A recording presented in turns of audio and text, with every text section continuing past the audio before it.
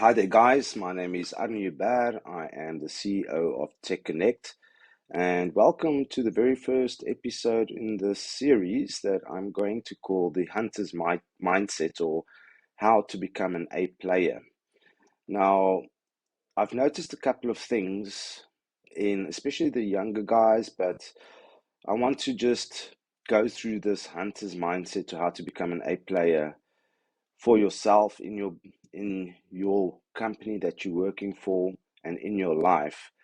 And the things that I've noticed was that people sometimes walk around a bit like zombies. They leave school, and in school everybody told them what to do. They had a set schedule, they had a plan, and the moment that they leave school, it's like they walk around like zombies, bumping and knocking into each other, and there's no planning and there's no goals, and these things aren't taught at school, even at university, or even in like in-house courses at companies.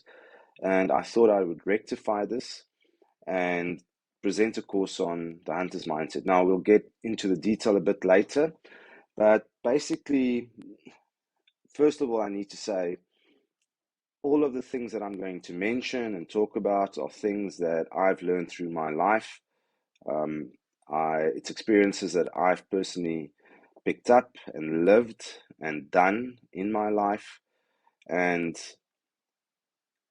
please do not take every word that I say as fact. Double check it. Go research what I'm saying. And the first thing I want to say is that we must understand that we are in a war. We need to be prepared for war. And if you think that we are not in a war, and not the war like Ukraine versus Russia, a war in society, uh, we are slaves of society at the moment. We are slaves of big pharma or pharmaceutical companies that are creating a feedback loop where they feed us junk food, which makes us sick, which causes us to go to the doctor, which causes us to land up in hospital. And it's just a loop the whole time. And as a matter of fact, we are the cash cows of society. We get into debt, we go study, get into debt, go work, to pay off the debt, make more debt, etc. It's a loop. Same with fast food. There's so many systems controlling us, and I need us to break free from this mindset. So that is what I'm going to be discussing, and how we can optimize ourselves and our lives to make ourselves better. So I've also noticed that our troops in our armies have become weak. We don't have these strong impies anymore that would walk barefoot over mountains, and I'm going to be discussing that a bit more. And then the famous saying of you'd rather be a warrior in a garden than a gardener in a war applies here. I want us to be prepared to face the hard stuff, to face everything that life throws at us, and to ultimately succeed at this thing that we call life. And that is what this hunter's mindset is all about. I need to say that if you don't like swear words, you need to stop watching this, because there are going to be a bit of cuss words, especially if I get excited about a topic. And if you want to stay brainwashed by society and the media and social media and ads and the papers, also stop watching this, because you are being brainwashed. I need to say that without holding anything back or any excuses. So this is going to be controversial. If you don't want or like controversial, stop watching. So let's go to the first topic. Who is this for? This is for, as Alex Chaffin would say, the evolutionary hunters. I also call them A players. So Alex Chaffin has this way of describing different personality groups. He says there's evolutionary hunters, and then there's communicators, counters, and carers. Now, I see the evolutionary hunter as an entrepreneur or an intrapreneur. Now, an entrepreneur obviously goes out and starts a business and takes risks, and hopefully the 2% of them that do succeed get rewarded handsomely for their efforts and endeavors. The entrepreneur is somebody working inside a current business who wants to do the same. And the personality types that Alex talks about are the communicators. And these three personality types, I definitely am not. So communicators are people that love to stand next to the water fountain and talk and spend 45 minutes on the rugby game that was played on Saturday, discussing it, talking about the stats, etc., or the TV show, the new series. And the qualifying question to find out if you're a communicator is, do you like small talk? Now, communicators are crucial in society because they will let the evolutionary hunter know in caveman terms, look, Rob went and he hunted that woolly mammoth, and there was a cliff and he fell off the cliff. So be very careful, the rocks are loose. They also are the guys that tell the stories to the children and keep the good advice and the good things that happened alive through folklore and through advice, etc. So very, very crucial to society. But I cannot give any advice on what a communicator should do to become better.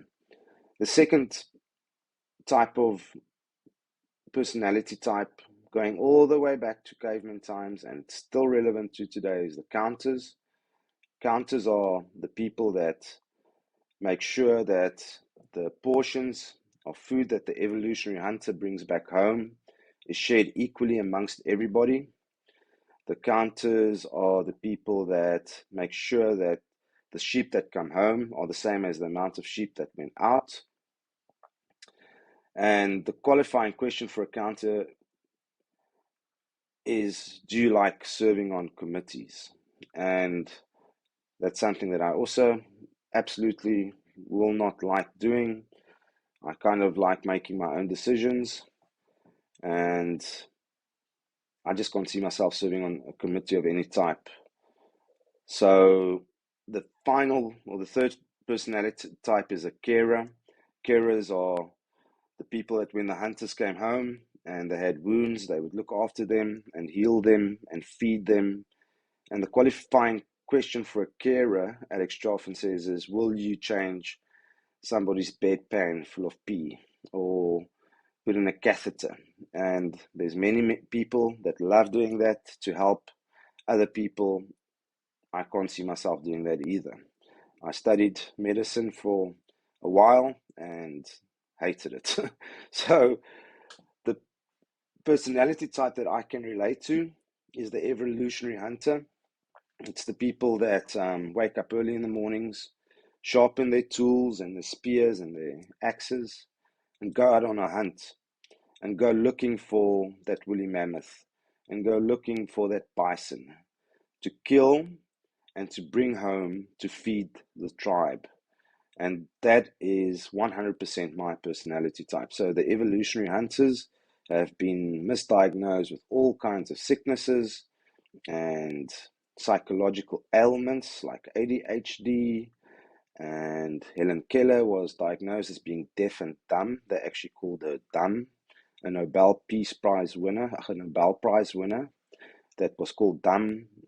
Einstein flunked maths. These are all the personality types that keep on keeping on and will never ever think of giving up because the tribe's survival is up to them. And those are the people that I want to address today. So, if we just look at you, the most important person on earth, you, and we discuss the micro versus the macro version of you. Now, micro is, for example, Mpumalanga, where I stay, is a province in South Africa. So the micro is Mpumalanga, and South Africa is the macro. Or me, Arno Joubert, or I am employed by TechConnect. So TechConnect is the macro, and me working for TechConnect is the micro. So we've got two facets here that we need to discuss, is the micro and how to optimize the micro, which is you. And you consist of various things, and I'm not a psychologist or a doctor or anything, but what I've noticed is there's four facets that we need to optimize for you to become A players. And first of all, we need to look at our mindset or our psychological health. A lot more about that later, which is a massive stumbling block for many of us, especially in my area where I stay. I've seen many people have massive psychological issues and mindset issues. So I'll be discussing that. And then obviously your physical health and energy, your financial wealth is important. And then ultimately, if you look at Maslow's pyramid, self-actualization of making a positive change to the environment and the people around you is very important. So we'll be discussing all these different facets of yourself. And later we'll be talking about the macro as well, is in a business or in an organization where you work. How do we optimize that? So all of these micro elements that makes up your person and your personality can be seen as inputs into changing the environment and the world around you. And that's why it's so important to optimize all of these things, because that means all the inputs, your financial wealth and your psychological health and your physical health and how you change the environment around you, all those inputs with a certain element combined in those inputs will create laser-like focus and just fuel your outputs. Make the outputs so much more positive and worthwhile and bigger. So if we get our inputs right, we can have massive outputs like laser-like focus.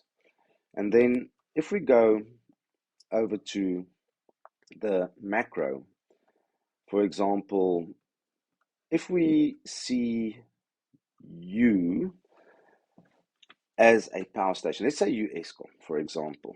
Eskom needs various facets to make it successful, like they need people planning, engineers, they need money as inputs, they need management staff, and they need coal as inputs. And the output that they give is electricity. And they need to give this output, the electricity, consistently to avoid load shedding. And that's what we're going to be discussing, is how to consistently provide a good output. And just quickly to go through what the difference is between A players, that we want to become A players, evolutionary hunters in your organization and in the world. The difference between A players and B players in a company are A players are literally worth 10 B players. If you have one A player in your business, or if you're an A player, you will 10x the results that a B player can deliver. And then A players also do not believe in attendance-based compensation. So A players do not believe that I clock in, I do my bit, just enough not to be fired, clock out, and earn my monthly salary. If you are not an A player and you believe in attendance-based compensation, read the book Lynchpin. You shouldn't even continue watching this video any further. We here to develop A players, and we are not going to be a B or a C or a D. Then A players, if they in a position to employ other people, they only employ A players. You would rather be in a room filled with people much more intelligent than you are and learn something from them and have the humility to employ somebody better than you to enhance the growth of the company, yourself, your teammates. B players employ C's and D's because B players don't want to be outshone or overshadowed or seem inferior to the people around them. B players employ C's, C's employ D's, and at the end of the day, if you have a company with one B player, you're going to end up with a bunch of D's in that company. We want A's, and it's a mindset shift, mind shift. You have to really shift that way of thinking. Get better people around you. Build the people around you. Something that I've noticed is extremely difficult for many, many people to do. Then, number 4, A players care for teammates in the company and B players care for themselves. That's a mindset shift that you have to have again. A players are here for the team and not for themselves. Jesus washed the feet of his disciples because he was their servant. A players serve. A players help out. And then this myth of work-life balance. Everybody says you should have work-life balance. A players don't believe in work-life balance because that simply doesn't exist. It's like juggling balls, school, kids, work, family, your religion, financial wealth, and you can't keep all these balls in the air at the same time. A players believe in integration. You integrate these different facets of your life into each other so they all work together. If my daughter Tumi needs, I haven't seen her for a while and I want to spend some time with her, guess what I do? I take her to work. She comes to work with me and I teach her something at work. So A players believe in integration, not in work-life balance. That's a myth. A players are the top 5% of all people out there. They're the richest, the healthiest, and the happiest. And A players continuously evolve and grow. So that is what we're going to be discussing. First of all, on a micro level, on how to become an A player. Then we're going to dig in further and talk about focus and how we can get more focused and how we're going to actually use that in a business or a venture or a company that you're working for or working on. And I'm going to go into a lot of detail and a lot of depth on all these various subjects.